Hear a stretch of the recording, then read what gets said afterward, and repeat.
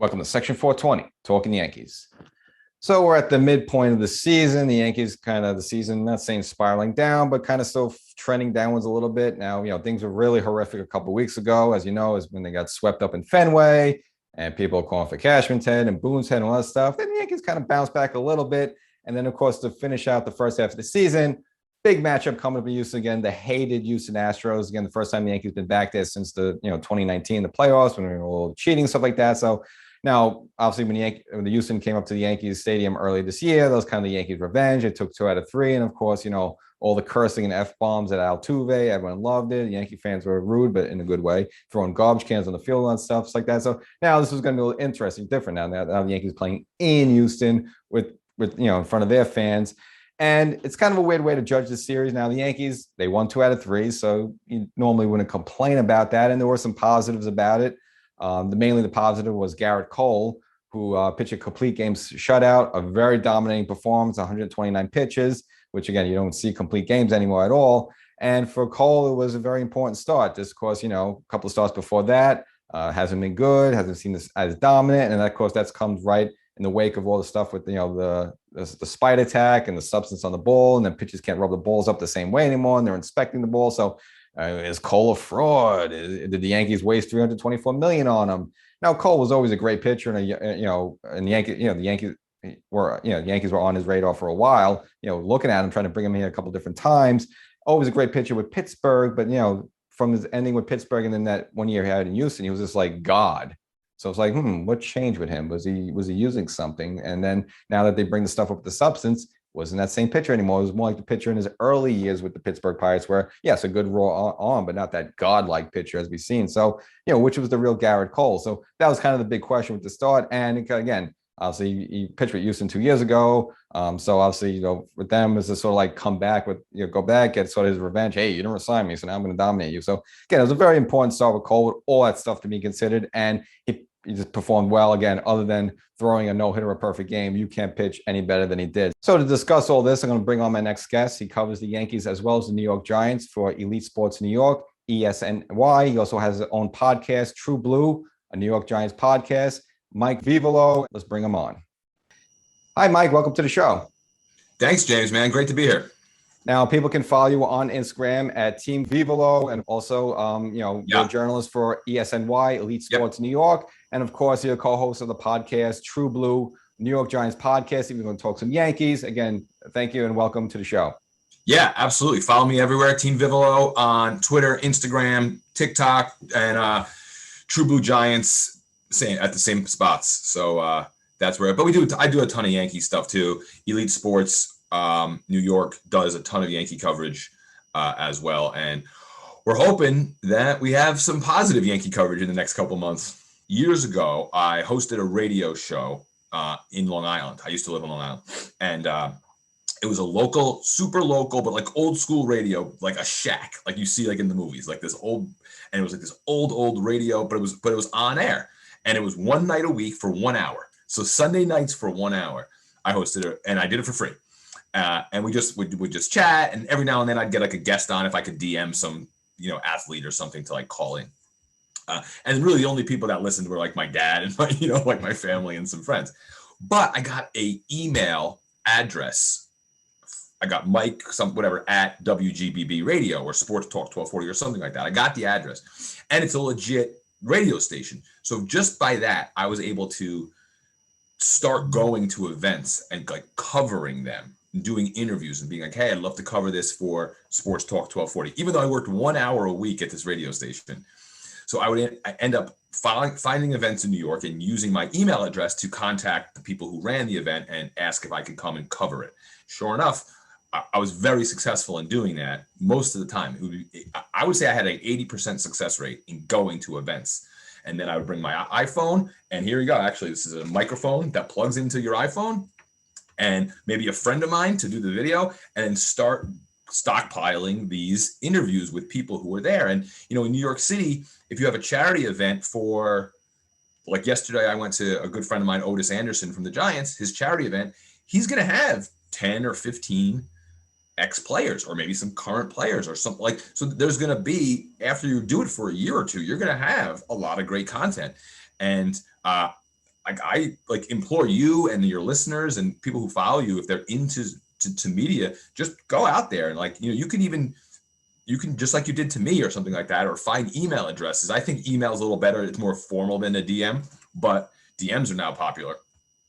Go out there and email 10 people and say, hey, I'd like to cover your event. Hey, I'd like to cover, this charity event. Hey, I'd like to, and post it on Section 420 or post it on this or that and see what happens. And then, you put yourself out there. And next thing you know, you're going to get all this content, and it's going to be great for you if you want to, pursue this sort of thing. No, that's great advice. And again, I got to see you again with, interviewing Jeter and stuff like that. Yeah. And of course, you had some time with the biggest world champion ever, the hot dog eating champion, Joey Chestnuts, So how is it to be in the shadow of just such an amazing person? Well, first of all, I will tell you, most people, and I don't want to say this as a New Yorker, you're a New Yorker. Most people who are not from New York, I'm talking like either media people or athletes or celebrities, most of them, 99% of them are sweethearts. They're so nice. I say that because New York is a little like hardened, the people around here, But Joey Chestnut is like salt of the earth, like the sweetest guy. He was in this documentary in the Tribeca Film Festival, and the Tribeca Film Festival every April has a sports like vertical. It's called the Tribeca Sports Festival or something like that. There's like a little pocket of the Tribeca Film Festival that deals with sports. So Elite Sports New York, I reach out to them. I say, we'd like to cover this as much as we can, anything related to sports. So that one was the closest that year. That was the closest like sports documentary I think they had. And they had a Felipe Lopez one. So I got to interview Felipe Lopez, and I got to sit down with Joey Chestnut. It was my idea. I was like, let's go to a restaurant and just like sit down for half hour and eat. But the guy's so nice. And we just chatted about his life, how he got into it. You can find the whole video on ESNY's YouTube, but it's like 2 years old. Like everything, all that content I have that you're probably seeing is 2 years old because the COVID year, I did hardly anything. Yeah, but it was cool. And then every 4th of July, of course, I'm going to post Joey Chestnut content, because that's what it is. And I'll be like, congrats, Joey, the videos from 2 years ago. Did he share with you? Sorry, did he share with you like how he prepares for that? Like, to eat like 70 hot dogs or something? Yeah. So he actually fasts like immediately before. But he preps, like he'll do like leading up to it a couple months. He'll do like a 50 dogs and then 60 dogs, and then fast a little bit and do it. And he definitely absolutely does. And I think he said he fasts for like, I want to say it was like 2 days, maybe even 3. And just drink like water or like maybe some vitamins or something like that in his water. But nuts. Yeah. All right. So I guess bridge to the Yankees now. Of course, we're at the midway point of the season.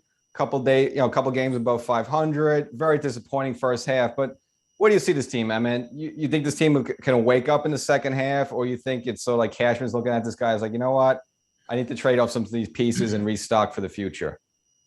Well, I definitely don't think you think about trading the pieces, especially because right now our trade value of most of our players has dipped, pretty badly. Like Chapman now, he's a huge question mark.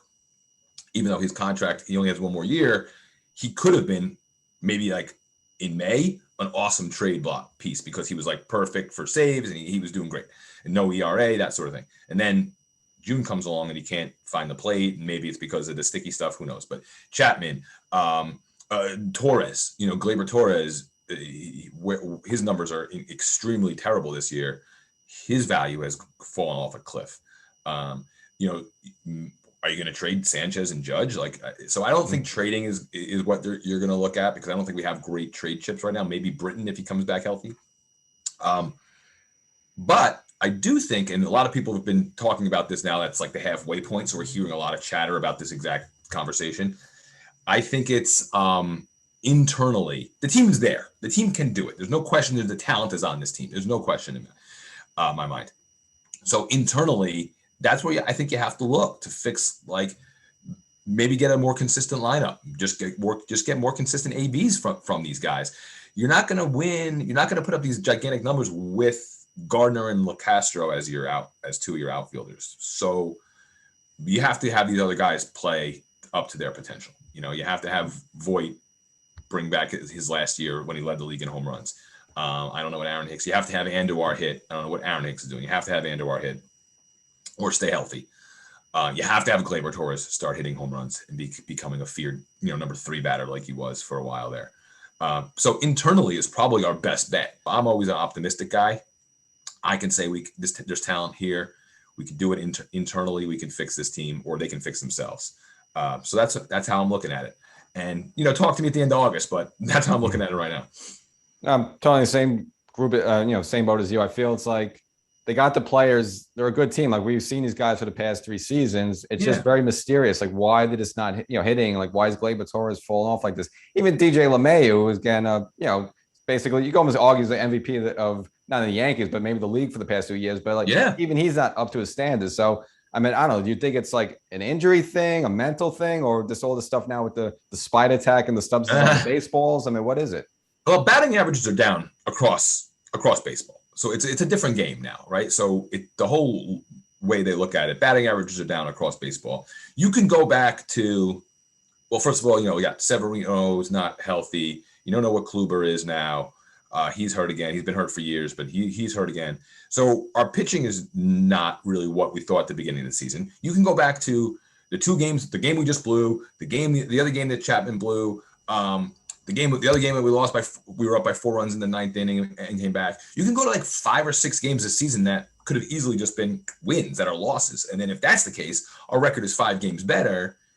And we're probably not even having this conversation. So I don't think it's as bad as everyone thinks. I think the New York media, even though I'm kind of part of it, I think they're really, really aggressive on teams. And they're really, really hard on teams, especially when they're the Yankees who, have a big payroll, have all the stars, you are typically in first place. So they get a lot more heat. If this was the Mets, if it was reversed and the Yankees were where the Mets are and the Mets are here, it would just be same old Mets.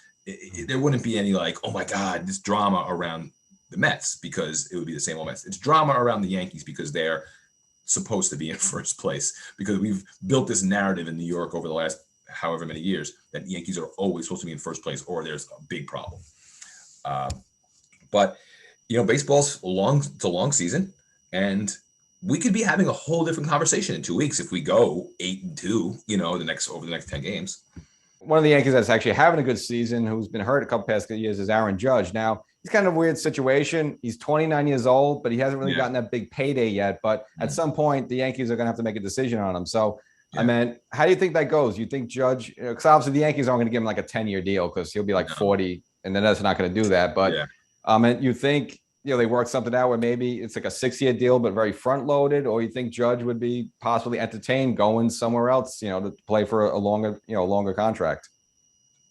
I haven't given that much thought. My initial reaction to contract talks are the fact that the last couple of years have had really terrible contracts. Like besides LeMahieu, which is a steal, our contracts are bad. Like Aaron Hicks' contract, bad. Obviously, Jacoby Ellsbury, horrendous. Stanton is ridiculous. So we're not, these are really bad contracts. So I'm hesitant to say that they're going to go and give an 8-year, $250 to Judge, but that's probably what it's going to take, man. He's a California dude. Who knows? Those California teams might be able to buy him. Not Oakland, but I don't know what the Dodgers payroll is, but Anaheim. No, an interesting thing I saw about Judge and Trout is I think over the last, I want to say it's 2 seasons or 3 seasons, they've played exactly the same amount of games. So people get down on Judge for his being injury prone and not being able to stay in the lineup and being the superstar and having to be the anchor. Trout and Judge have played the same amount of games in the last 3 seasons. So it's, the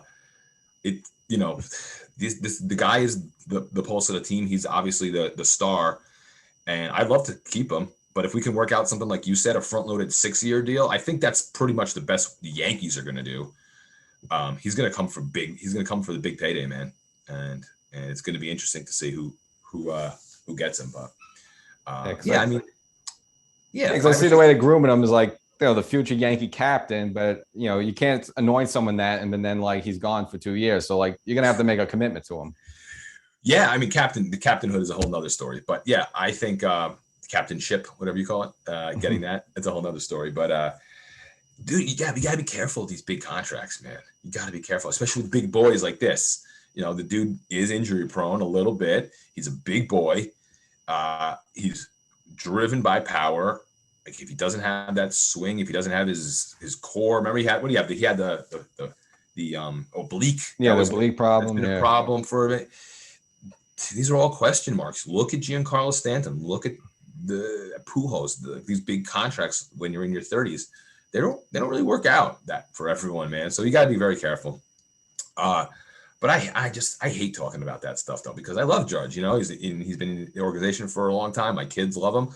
I need a guy to stay with the team. I want that Jeter type guy who stays with the team forever. I love that old school, that romantic part of baseball where a guy stays with the same team. I love that. And right now it's him, it's Torres, it's Gary. Those are that's the guys that I hope stay with us for a while. No, I'm the same boat as you. I would like them to be the next core four or that, just to be with the team for a while. Yeah. And of course, the end of this season, we'll see how it ends up. But let's just say the Yankees don't make the playoffs, don't qualify for a wild card. Obviously, Aaron Boone's contract is up. Now, do you think the Yankees would entertain bringing him back? Or do you think they say, hey, look, we just got to make a statement. Not that we think you're a bad manager, but we got to make a statement and go with someone else. No, I think they would stay with Boone. Partly because I don't think that Boone makes a lot of the decisions that managers have always typically made. There's a big department up there calling a lot of shots, analytics, doing lineups.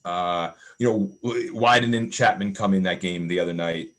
Was he hurt? So maybe that's because he's hurt. If that's the case, that's bad that we don't know that he's hurt, or they didn't tell us that he's hurt. But why isn't he in there? Somewhere, some kind of mathematician made that call. So as long as Boone buys into that and can be the face of that analytics department in the dugout, I think they like that. I think they like having, I don't want to call it a puppet. I think that's a little too harsh, but at least having their guy who buys into the system that the front office is putting there, I think they're okay with that. And if you believe what Steinbrenner and Cashman say over the past couple of weeks, that Boone's their guy, and they have no plans about moving Boone or anything like that. If you believe that sort of thing, it could change. So that's what I think, and I think they'll re-up Boone. No, I'm totally agree with you with that. Yeah, because I think the Yankees are similar to the Giants. I think they're very buttoned up, and they don't like dramatic change, and they keep consistency over a long period of time. They gave Torrey his 8 to 9 years, gave Girardi about 10 years to work with. And I think the same thing with Aaron Boone. Look, first 2 seasons, he wins you 100 plus games. Yeah. Everyone loves him. Right, made the playoffs last season. Okay, it was a little disappointing, but at least he made the playoffs. So, and if you look at, this, again, as we discussed, a lot of these players is underperforming, like Chapman, stuff like that. You can't really put that on Boone. Chapman's been a closer for a number of years. Yeah. It's not his fault that he can't hit the strike zone anymore. Right. I mean, Gleyber Torres went from 35 home runs to 3. And he's in the lineup every day. That's not, what are you going to do? So I'm on board with there. I like to see Boone. And I think he's a good dude. I think he's a good player's coach. He has a good young energy to him. So I like that. I like everything about him. I just don't know how much he's calling the shots, so it's interesting. People calling for his head. I know that though. Yeah. Well, they just want someone to blame, but yeah, I just think he's the last person to really blame with that. Now, again, one of the big contracts the Yankees gave out, of course, and then, right now it's positive, but has been Garrett Cole, but okay, minus his last start in Houston, where he went a complete game, was just an absolute monster. But the 4 starts before that was not good. And then it's all this stuff coming up well, he's not using a substance anymore. He doesn't have the spin rate on the fastball. So what do you think is the real Garrett Cole? The one we saw in Houston in that last start, or the starts before that where maybe he didn't have his substance and, he wasn't really dominating as we're used to seeing him? Well, the real Garrett Cole is the guy we saw in Houston pitch the complete game. That's obviously him. That's what we want him to be. That's what he wants him to be. That's what the contract says he should be. So that's the guy. Sticky stuff, dude. I don't know. I don't know about this stuff. I saw this thing with Pedro did on MLB Network, and he took rosin from the rosin bag, which you're allowed to have. It's right there on the mound. It's been there forever. And then he took sweat off his head or something, and he went like this, and it made it tacky. It made it sticky. I don't have a ball, but maybe he was using something, or maybe all these guys in Chapman, maybe they were using something foreign, And now they're figuring out how to make it use other things that are legalized to do. And maybe that came around. Who knows? Like, this is like a deep, dark secret, man. Like in like the pitching, like dungeons of the world, like people don't really talk about this stuff. These idiots like Pineda, that time he put it on his neck, Yeah. you know what I mean? Like these guys put on his glove, like they try to get away with it. It was like one of these unspoken, unwritten rules that you were allowed to use it. And now they're coming down on it. So they're going to figure out another way. Maybe it's that. I don't know. It's really interesting, though. It's intriguing. It gives us, the talking head, something to talk about. But I want to, and I love it that he had the break, too. So that was, 129 pitches, and he's going to have a little extra rest now. Really, actually, I think the better question is, what is his next start? That will show a lot, too, because if he comes out pumping 7-8 strong, that can show that, that Houston start didn't wear him down, didn't have an effect on him, and maybe he's going to be now this bulldog down the stretch for us. Yeah, because I think it was interesting for Cole to perform like that. Just because, last year, obviously, everyone loved him. It's the new guy, performed great. This year, again, everything, all cheers. And then has a couple of bad starts, and he's started to hear whispers, is this guy a fraud and stuff like that? And it's like, how's he going to? I think it's maybe the first time in his career he's ever been like challenged like that. And the way he responded was, you can't respond other than throwing a perfect game. You can't respond better than that. You're right. But New York media, dude. I mean, he played a season in COVID world with really no fans and limited media and no expectations because it was COVID world. Now it's your first real season dealing with the New York media. You're going to get it from all angles. And if you're the $325 million man and you don't perform, you're going to get it. And that's just how it's been forever and will always be. His record's not terrible, and they blew some games for him, and they blew some run support for him. So it is what it is. It's fine until he tires and until next start and someone says, oh, well, that's because he went 129 pitches in Houston. Until that happens, it's just going to be business as usual for the most expensive pitcher in the biggest city in the biggest microscope. So I just take that in stride, and hopefully he's just, the same, like, tunnel vision for us. Yeah, I think it'll be fine. And overall, I think the second half, I've been saying this for weeks, but I think the Yankees will pick it up in the second half. And, I just can't see Boston keeping this up, because you just look at that roster and it's like, it's not really that impressive, but they just keep winning games. But I just think at some point the Yankees got to kick it into gear and overtake them. Yeah, I don't. Yeah, are they healthy? I haven't really dug into what's going on with the Red Sox. I just can't. I don't know why. They don't have the superstars, but maybe they're just healthy and they're consistent. There's so much about that in a 162 game season that matters. But it's only, they're up. I know it seems like a lot, 8 or 9 games. I forget. I don't know exactly what it is now at the break, but we play them another 12 times or something. They have to go through the AL East. We have to play the AL East. That's really not that big of a deal, especially considering maybe they're doing it on house money or borrowed time or whatever you want to call it. Maybe they're doing it with like smoke and mirrors, an injury or two to their team. I'm not rooting for that, but things happen in baseball seasons. You gotta just play it out. You gotta play out the season. You're right. You are who your record says you are. So they're in first place. Yeah, and I remember back in 2009, I think the last time the Yankees won the championship, I think they started off like 0-8 against Boston, and then they just totally flipped the script on that, and it's like dominated for the rest of the season. So we'll see what happens with that. So now again, a lot of New York people understand the lineage. Obviously, mostly if you're a Yankee fan, you're also mostly a Giants fan, because obviously the Giants used to play at Yankee Stadium. Of course, you're a miserable Mets fan. You're probably also a miserable Jets fan. Just joking around about that. But of course, you cover the Giants with your podcast, your co-host True Blue, New York Giants podcast, which people can catch on Apple Podcasts. So, what do you think about going into this 2021 season for the Giants? The shift to the G-men. I mean, I am so excited for football season every year. To be honest, I get more excited in late August for football season than I do in late March for baseball season. I'll admit that, because football just has a different vibe to it. I think like the fall, the changeover, new, starting fresh, new, first day of school, that sort of thing. I get pumped. And every year I find a way to make the Giants playoff contenders and Super Bowl contenders. This year, though, for real, with the pieces they've put in place, it was always Eli. For a long time, it was, is this Eli's last year? Is this Eli? Is he deteriorating? Now you have Daniel Jones on the upswing. It's a big year for him. I know the quarterback's always the most important position, but really this year, This guy's got to really come through. He's got to protect the ball more. He's got to use all of these weapons that we've put around him, including, hopefully, knock on wood, a really healthy Saquon, an animal like Kenny Galladay on the outside, a bunch of different tight ends. Kyle Rudolph maybe going in on blocking situations where Evan Ingram was getting beat, and Evan Ingram maybe hopefully catching the ball, not dropping as many passes as he did. And if he catches a couple of those, we're in the playoffs. So the team is really poised, I think, for a breakout year. There's no clear NFC East contender at all. So it's ours.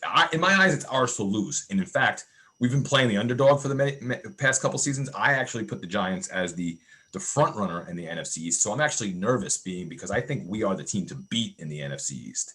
And we'll find out. I mean, we're gonna see it all. It happens really quick. Yeah, and I think, I mean, going back to Eli a little bit, like I would say, they brought him up, 2004, made the switch with Warner. Now 2005, Eli has a good season. The Giants make the playoffs, 11-5, even though they lose that Carolina game, kind of flat. But now it's looking like Daniel Jones is like his season. I mean, do you think this guy's a keeper that is going to be around here for the next decade? The jury's out, man. I want to, I wish, I hope, that's the only thing. For my fanness, I wish, I hope. I will say as objective as I can, because I'm kind of a homer, this is the season that will determine it. This is without a doubt, unless barring, knock on wood, I don't want to say this, a bad injury early to him, this is the season that will determine Daniel Jones' future as a New York Giant.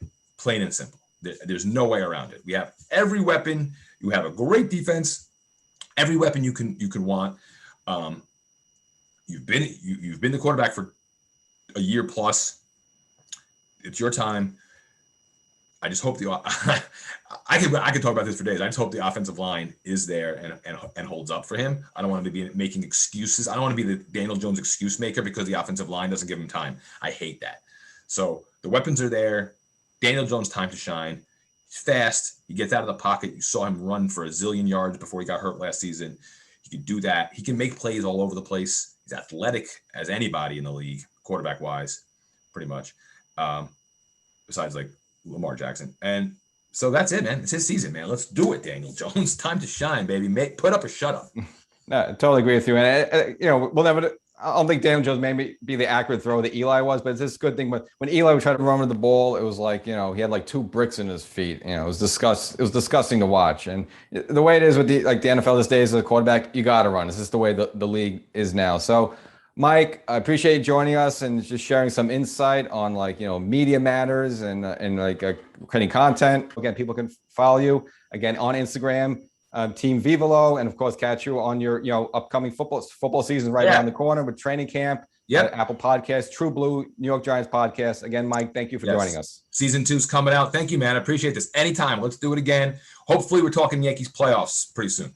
And Nathan, hot dogs. And hot dog eatings. Yes, sure. Next time we'll get some dogs.